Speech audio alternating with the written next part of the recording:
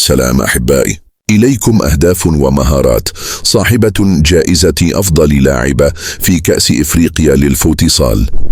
سيدات، فرجة ممتعة. المباراة الأولى ضد ناميبيا أحرزت هدفين ونالت جائزة لاعبة المباراة.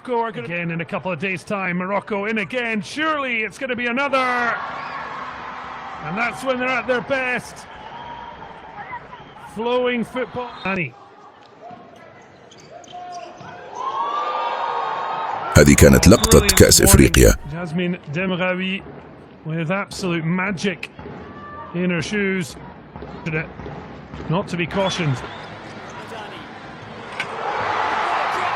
هذا كان أجمل هدف في كأس إفريقيا للفوتسال.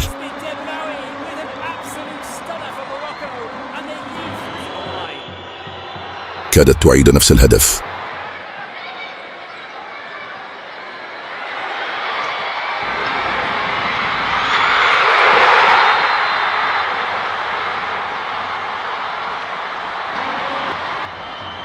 الروح القتالية واضحة هنا، لا غبار عليها.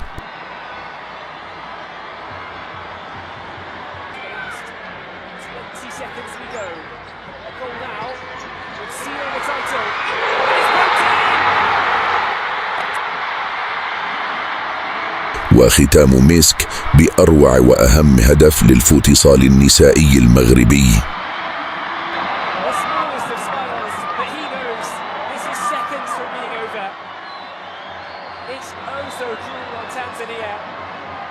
فعلا ياسمين ضمراوي جوهرة في عالم الفوتسال، ومكسب كبير للمنتخب المغربي الذي كان اختيار القلب بعد رفضها دعوة المنتخب الفرنسي.